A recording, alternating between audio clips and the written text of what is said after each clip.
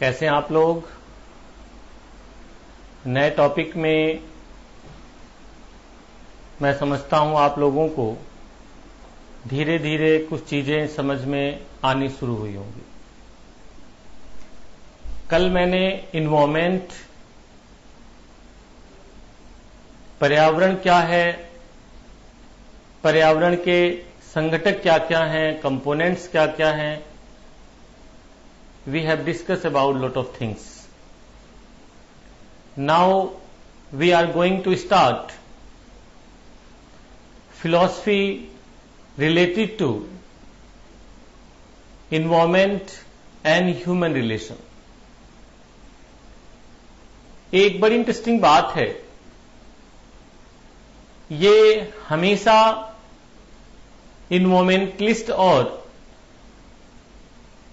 यानी स्कॉलर्स के बीच में एक डिबेट की बात रही है कि which type of relations are found between human and nature या ह्यूमन और इन्वायरमेंट। सिंपली यहां पर इन्वायरमेंट का मतलब नेचर से भी हो सकता है, क्योंकि नेचर में ही सारी चीजें हैं and we are also part of that nature. So human को नेचर किस तरह से प्रभावित करती है या ह्यूमन नेचर को किस तरह से प्रभावित करता है, ये एक हमेशा डिबेट की बात रही है। इसीलिए आज जरा इनिशियल फेज में इन्वायरमेंट, इकोलॉजी, बायोडाइवर्सिटी आगे पढ़ने से पहले थोड़ा सा फिलोसफिकल बातों को भी सोचें। वैसे तो मैं यहां पे एक बात बता दूं, there is not any specific importance about this philosophy related to your examination. कोई विशेष महत्व नहीं है, चाहे वो प्रारंभिक परीक्षा प्रीलिम्स हो या मेंस हो। But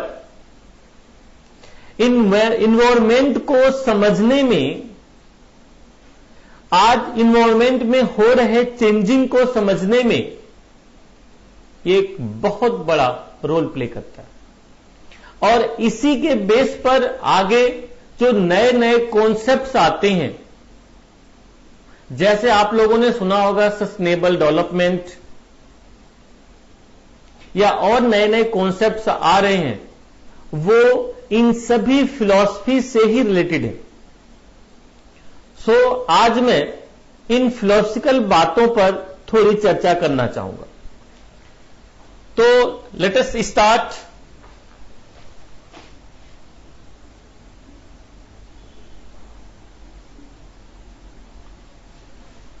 philosophy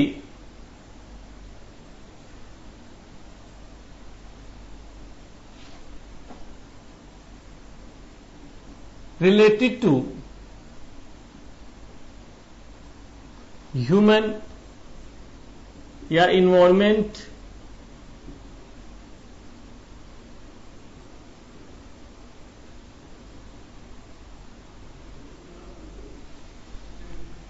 philosophy related to environment and human relation।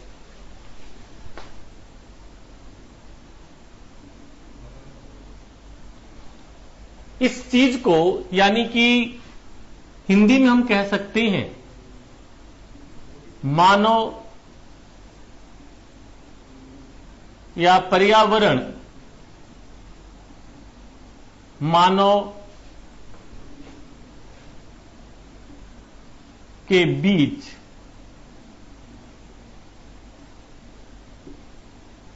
संबंध या उससे संबंधित विचार, जब इन सबको हम देखते हैं तो दो तीन तरह से विचार आते हैं, दो तीन तरह की थ्योरी, 2-3 टाइप थ्योरी बनती है। जैसे फर्स्ट है इन्वायरमेंटलिज्म,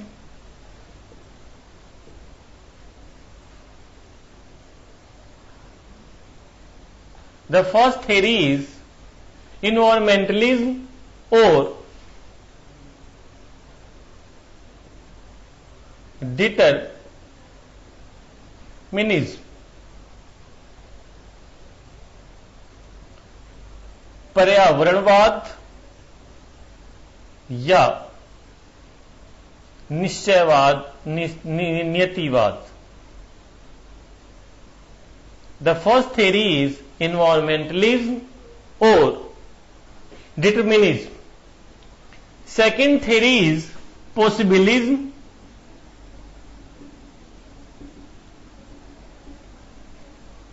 possibilism और संभववाद. And third is neo-determinism. Neo-determinism और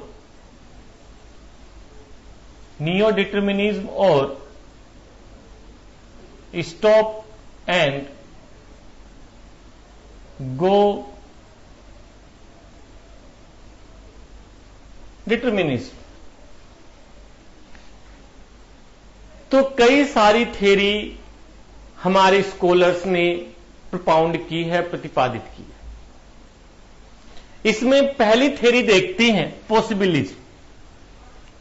नाम से आप लोगों को पहली है डिटरमिनिज्म और इन्वायरमेंटलिज्म. इसके नाम से ही समझ में आ रहा होगा कि यह है क्या. पर्यावरणवाद यानी कि पर्यावरण का प्रभाव. इस थ्योरी में या इस जो फिलॉसफी है, दर्शन है, इसमें माना जाता है कि whole aspect of the human determined by their surrounding environment. The whole aspect of human life is determined by their surrounding environment. यानी कि मानव जीवन का सभी एस्पेक्ट पर्यावरण से, उसके आसपास के पाए जाने वाले पर्यावरण से प्रभावित होता है. या इस दूसरे रूप में भी कह सकते हो, the whole aspect of human life like their food habit, like dressing sense, even thought, thinking, culture, history, all are determined by environment, determined by nature. ठीक है. यानी कि मानव के सभी क्रियाकलाप, जैसे उसका खाना पीना, उसका पहनावा ओढ़ावा, उसकी संस्कृति, इतिहास, ये सभी उसके पर्यावरण से प्रभावित होते. जैसे हम लोग यहां पर हैं, आप जरा सोचिए, पंजाब, हरियाणा, राजस्थान की तरफ ऊंची ऊंची पगड़ी क्यों बांधी जाती है? सोचिए, इधर इस क्षेत्र में ऊंची ऊंची पगड़ी क्यों बांधी जाती है? What the cause behind this? या फिर जरा सोचिए, दक्षिण भारत के लोग ज्यादातर समय ढीले ढाले व्हाइट कपड़े क्यों पहनते? क्यों वहां के पहनावा में लुंगी एक महत्वपूर्ण ड्रेसिंग है? इसीलिए आप लोग गाना भी सुनोगे बॉलीवुड का, lungi dance, lungi dance, lungi dance. Chennai express आप लोगों ने मूवी देखी होगी और उसमें बड़ा ही पॉपुलर गाना है. सोचने वाली बात है भाई, what the cause behind this? Why it happened? Dressing में व्हाइट कपड़ा क्यों पहना जा रहा है? या आप लोग हैं, गर्मियों के दिनों में हम लोग लाइट कपड़े क्यों पहनते हैं? वो भी लाइट कपड़े होते हैं, कॉटन के होते हैं और व्हाइट कलर में होते हैं। क्यों भाई?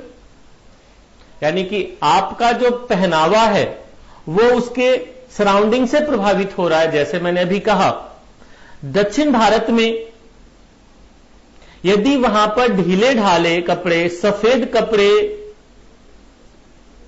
धोती, लुंगी, कुर्ता ये पहनने का कॉन्सेप्ट है, तो उसके पीछे वहां की पर्यावरणीय परिस्थितियां, वहां की भौगोलिक परिस्थितियां उत्तरदायी हैं। जैसे उनके इन्वायरमेंट में, उनके सराउंडिंग्स में बहुत ज्यादा ह्यूमिडिटी होती है, हाई टेम्परेचर होता है, तो जो कॉटन क्लॉथ होते हैं आसानी से उस ह्यूमिडिटी को सोख लेते हैं। फर्स्ट। सेकंड, ढीले ढाले कपड़े होने की वजह से आसानी से हवा आती जाती रहती है, इसकी वजह से स्किन की समस्याएं नहीं होती।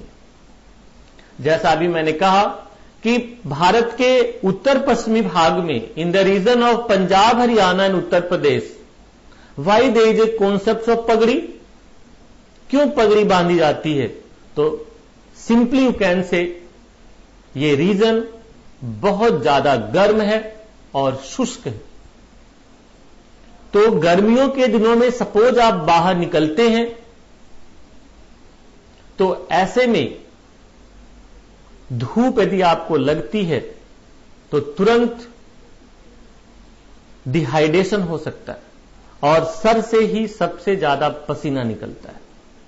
तो पसीना निकलने का मतलब है बॉडी से पानी लूज होना, पानी निकलना, और बॉडी से पानी निकलने का मतलब है कि बहुत सारी समस्याएं खड़ी होना, डिहाइड्रेशन, या उसे ही यहां के सेंस में in that region known as loo या हीट स्ट्रोक कहते हैं, लू मार गया। तो यहां पर इस वजह से पगड़ी बांधी जाती है और धीरे धीरे पगड़ी चूंकि डेली लाइफ का पार्ट है तो it's now reflect in culture, it's a part of culture. Pagdi is a symbol of respect. आप जानते हैं, आप लोगों ने मूवी में देखा होगा, पुरानी मूवी में कभी कभी, कि एक ठाकुर होगा और एक गरीब आदमी होगा, तो उसका डायलॉग होगा, ठाकुर मैं अपनी पगड़ी तुम्हारे कदमों में रख रहा हूं, मुझे बचा लो ठाकुर। और इतने में ठाकुर पगड़ी को लात मार के फेंक देगा। तो ये हुई मतलब बेइज्जती कर दी। तो पगड़ी is a symbol of social status, it's a symbol of respect, क्योंकि ये सर को ढकती है और सर जब सुरक्षित होगा, यानी कि वहां से पसीना कम से कम निकलेगा, तो पूरी बॉडी सुरक्षित होगी। ठीक है? तो जो हमारे पुराने भी स्कॉलर्स थे, उनका यह मानना था कि मानव जो है नेचर से प्रभावित होता है और मानव प्रकृति या अपने पर्यावरण से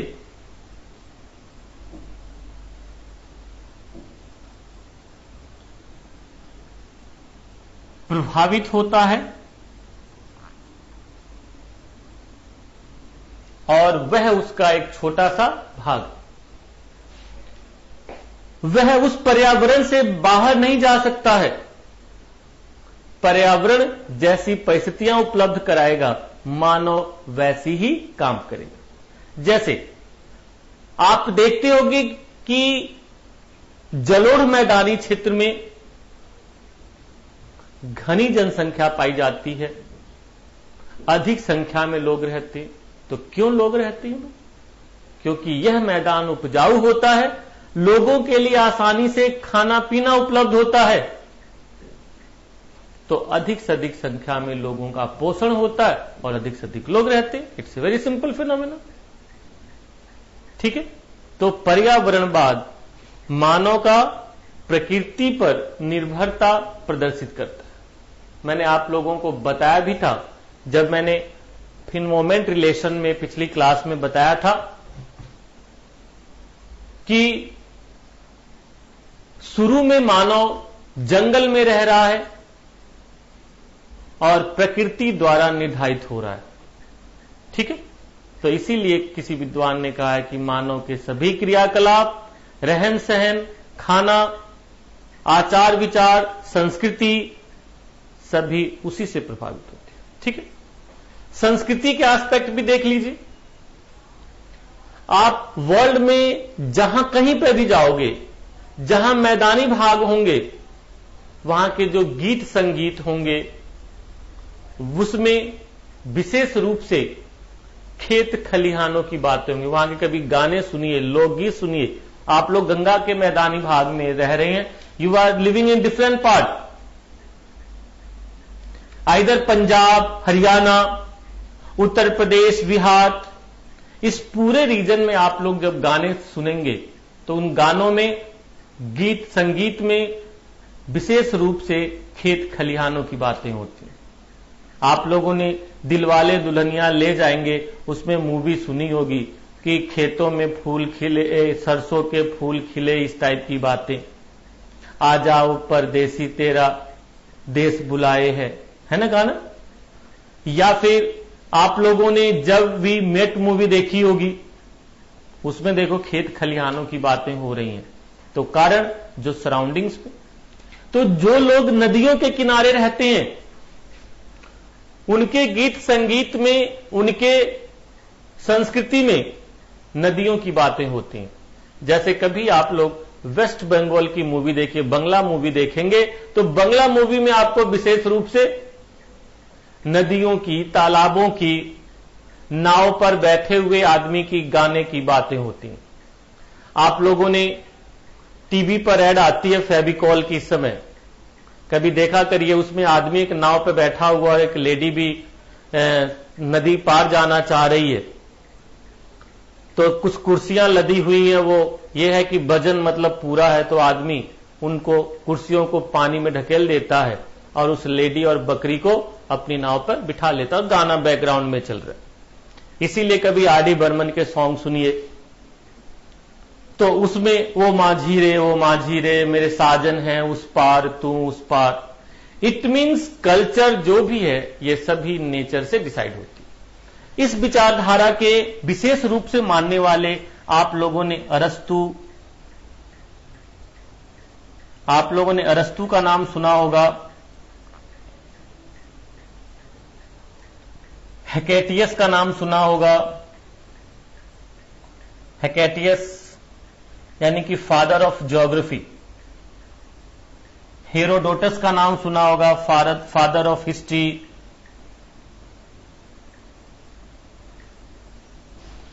प्लूटो, प्लिनी, या आधुनिक काल के कुछ बड़े बड़े इतिहासकार जैसे miss sample,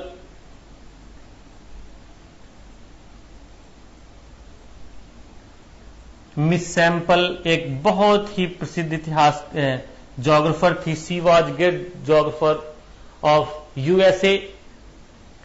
हैटिंगटन also from USA, Ratzel from Germany, Humboldt from Germany, Ritter from Germany, all are environmentalist और इस फिलॉसफी के डिटर्मिनिस्टिक अप्रोच के थे और ये मानते थे।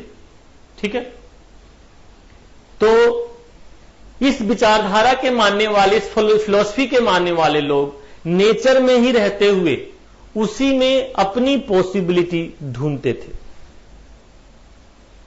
जब तक ह्यूमन इस फिलॉसफी को मानता रहा, नेचर में कोई विशेष समस्या नहीं आई, क्योंकि मानव हमेशा नेचर में रहते हुए अपनी नीड को फुलफिल करता था। उसकी नीड भी लिमिटेड थी, उसकी इच्छाएं भी लिमिटेड थी, तो नेचर का एक्सप्लॉइटेशन भी मिनिमम था। At that time there were balance between nature and human, so there was at that time no problem. कोई इन्वायरमेंटल प्रॉब्लम की बात ही नहीं थी, कोई पॉल्यूशन की बात थी नहीं। Pollution is a new concept, आप लोग जानते ही हैं। जो हम लोग आज डिस्कस कर रहे हैं, इट्स ए न्यू कॉन्सेप्ट। ये स्पेशली 1950 के बाद, 1950s के बाद धीरे धीरे चीजें शुरू हुई हैं। इससे पहले पॉल्यूशन जैसी कोई विशेष बात नहीं थी। हां, इन्वायरमेंटल डिग्रेडेशन की बात थी।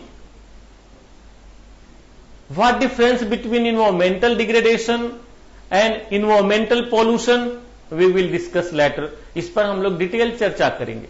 यहां पे सिंपल आपको बता दें, पॉल्यूशन मतलब created by specially human, and environmental degradation specially created by nature, but also somehow in few quantity human is also responsible। और ये रिपेरेबल है, ये इसको मैनेज किया जा सकता है। यदि नेचर में कोई डिग्रेडेशन होता है, environmental degradation, we can manage it. But whenever started environmental pollution, पर्यावरणीय प्रदूषण की समस्या शुरू होती है, which is created by human, at that time it is very problematic and some time it is unrepairable. इसका रिपेयर नहीं हो सकता। ये इतनी बड़ी समस्या हो सकती है कि ये ह्यूमन के एग्जिस्टेंस पर ही, उसके अस्तित्व पर ही प्रश्न लगा दे। तो इसलिए इस थ्योरी का महत्व, ठीक है, ये जो हम लोग थ्योरी इसीलिए पढ़ रहे हैं कि कैसे कैसे फिलॉसफी में चेंजेज आई तो उसका रिजल्ट इन्वायरमेंट में चेंजिंग आया। ठीक है, अब उसके बाद हम देखते हैं next theory is possibilism. Possibilism specially ये 1920 के बाद, या कह सकते हैं 20th सेंचुरी का कॉन्सेप्ट है। Possibilism is a new concept specially propounded in 20th century specially after second world war. द्वितीय विश्व युद्ध के बाद यह विचारधारा तेजी से प्रचलित हुई। एंड इन दिस फिलॉसफी, इस विचारधारा में माना जाता है कि nature is nothing, human has unlimited power, human can do anything, nature is not dictator, no nature limitise नहीं कर सकती है। जैसा मैंने आपको इनमें बताया था कि आप जो पहनते हैं, आप जो खाते हैं, आप जो सोचते हैं, वो नेचर आपको कंपेल करती है, तभी वैसा करते हैं according to this theory. But according to this theory scholars believe कि nature not determiner, nature not dictator. हम जैसा चाहेंगे, whatever we think, whatever we do, whatever we think, what we can do, हम जो चाहें जो कर सकते हैं, हमें कोई रोक नहीं सकता है। पॉसिबिलिटी, सब कुछ पॉसिबल है, एवरीथिंग इज पॉसिबल। इसीलिए कहा भी जाता है कि नथिंग इम्पॉसिबल अंडर द सन।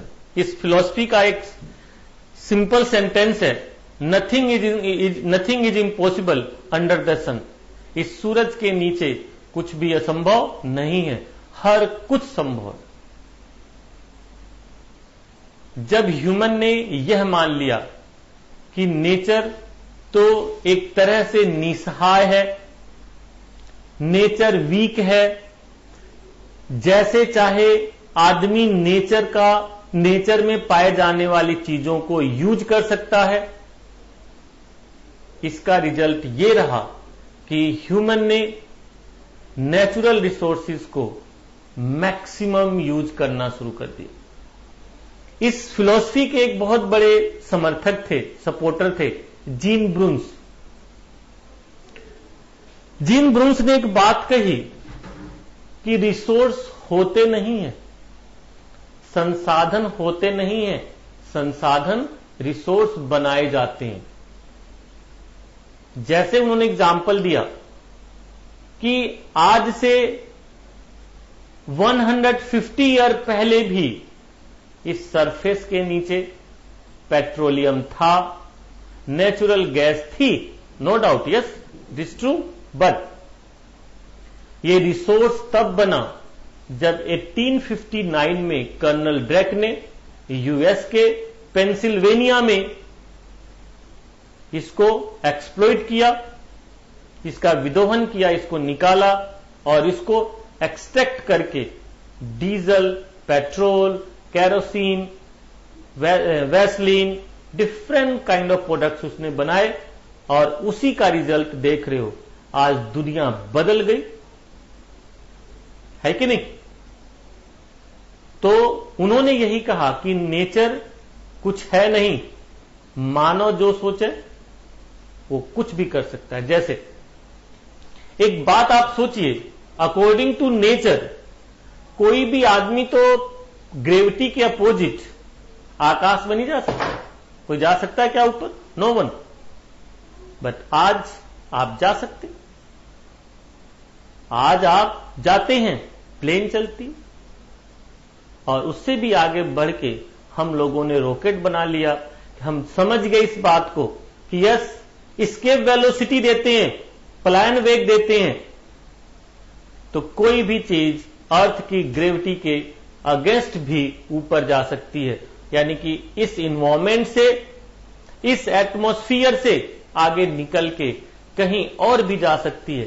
तभी तो संभव हुआ कि आज हम मार्स पर पहुंच रहे हैं, आज हम मून पर पहुंचे हैं, आज हम उससे भी आगे और भी प्लैनेट्स हैं, जो ग्रह हैं, उन पर जाने की बात सोच रहे।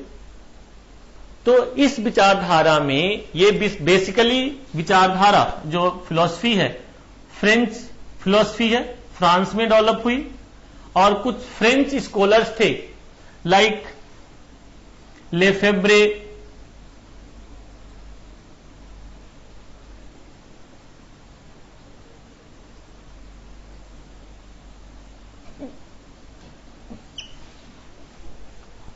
लेफेब्रे फ्रेंच स्कॉलर थे, उन्होंने यह थ्योरी दी और इसको आगे बढ़ाया था जीन ब्रून्स ने, विडाल डी लाब्लास ने, ऐसे बहुत सारे स्कॉलर्स ने इस थ्योरी को आगे बढ़ाया। और इसका रिजल्ट ये रहा कि मानव ने अपने ब्रेन का यूज अधिक से अधिक करना शुरू किया, और इसमें यह हुआ कि मानव अपनी क्षमता का प्रयोग करे तो कुछ भी कर सकता है, नेचर में कुछ भी चेंज ला सकता है।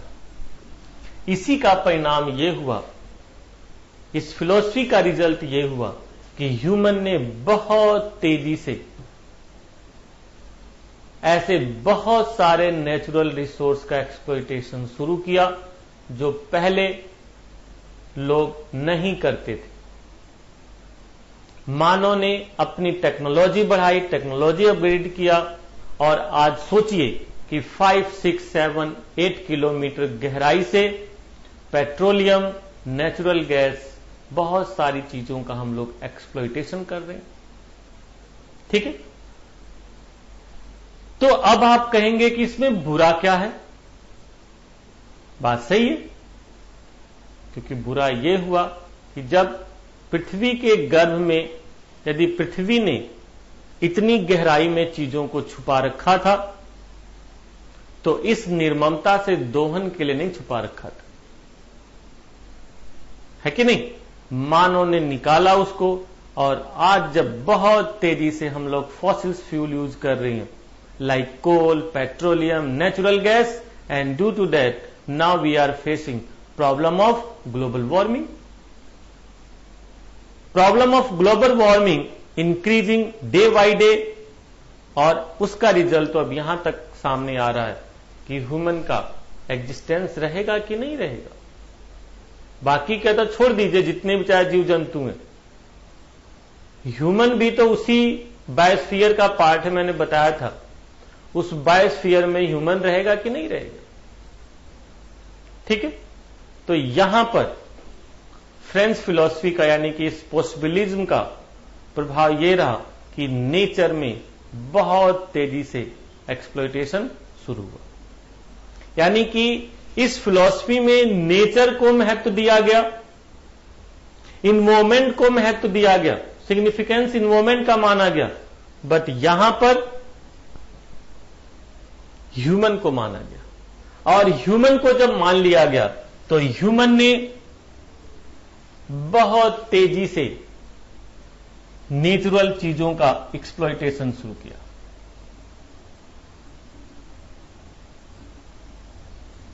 और जब भी एक्सप्लॉयटेशन होगा तो तुरंत इन बहुत ज्यादा जब एक्सप्लॉयटेशन शुरू हुआ, एक्सिस एक्सप्लॉयटेशन, तो तुरंत वहां पर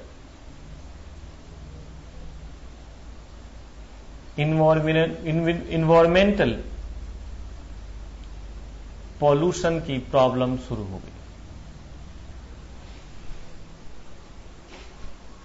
ठीक है, कई एस्पेक्ट में मानव ने बड़े बड़े इंडस्ट्रीज लगाए, नदियों को समझ लिया करे नदियां कुछ भी नहीं है, भूगर्भीय जल तो नेचर ने हमारे लिए ही बनाया है, बनाओ भाई, ये पेड़ पौधे क्या हैं, काटो कोई प्रॉब्लम नहीं, कुछ नहीं होगा।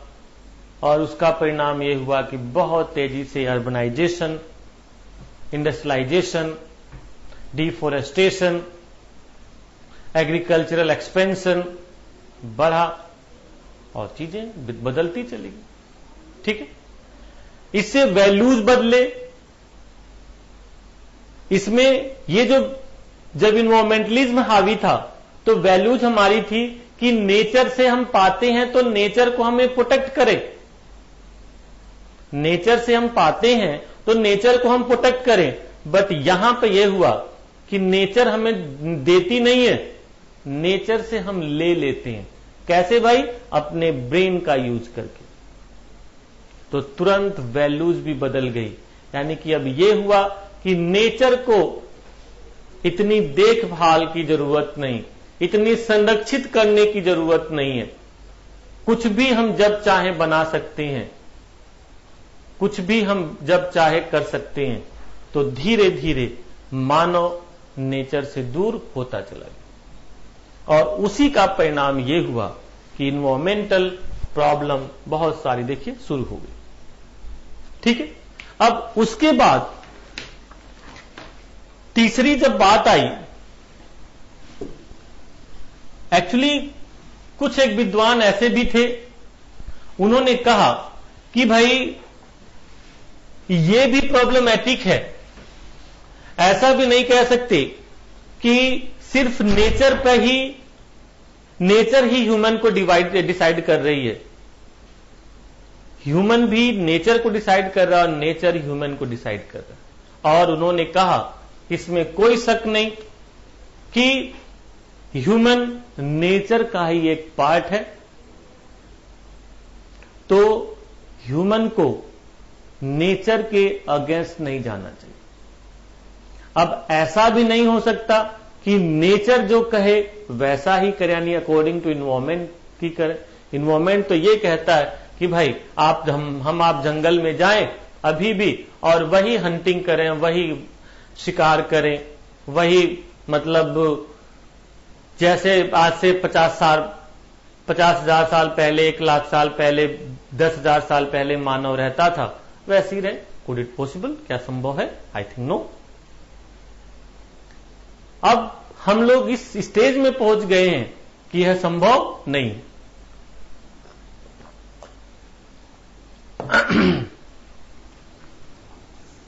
यह जो थ्योरी थी, it was propounded by Griffith Taylor,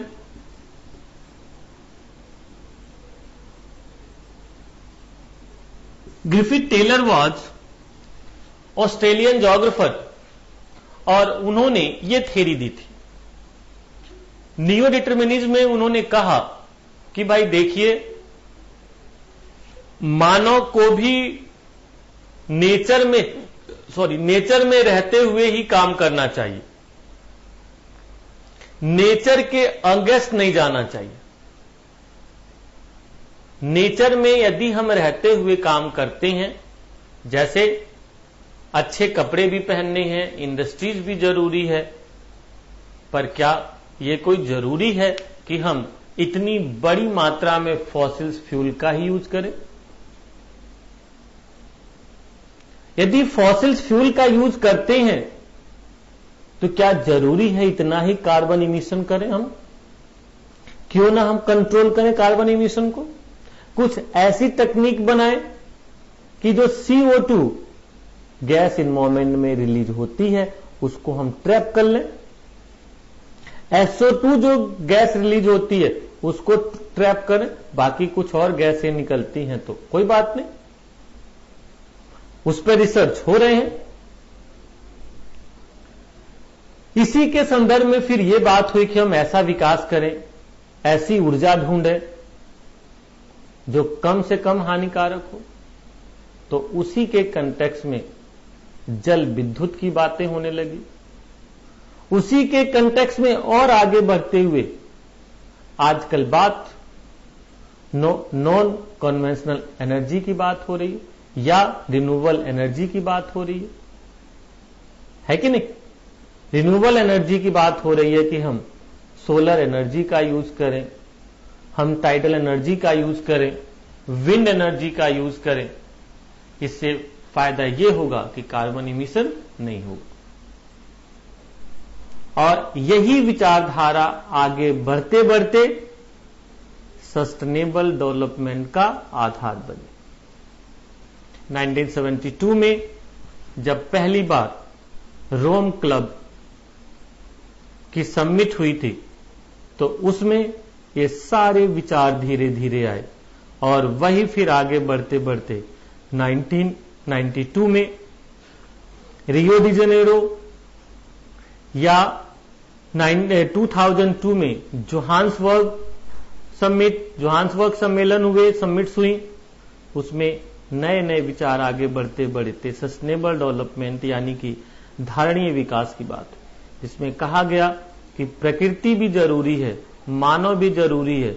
ऐसा भी नहीं कह सकते कि प्रकृति के सामने मानव निसहाय है और ऐसा भी नहीं कह सकते कि मानव प्रकृति के सामने बहुत ज्यादा सक्षम है या प्रकृति मानव के सामने निसहाय, ऐसा नहीं। दोनों में बैलेंस की जरूरत है क्योंकि नेचर में दोनों का एग्जिस्टेंस जरूरी है और मानव का एग्जिस्टेंस तभी है जब हमारा इन्वायरमेंट नहीं होगा, वो संरक्षित नहीं होगा तो फिर ह्यूमन भी नहीं होगा और जीव जंतु भी नहीं होंगे। ठीक है, इस तरह से यह थ्योरी धीरे धीरे आगे बढ़ी और फिर ये सस्टेनेबल डेवलपमेंट का रूप ली। ठीक है, आगे अब हम लोग environmental degradation, environmental pollution, environmental management, इन सब पर डिटेल चर्चा करेंगे। ठीक है, ओके, बाय, मिलते हैं हम लोग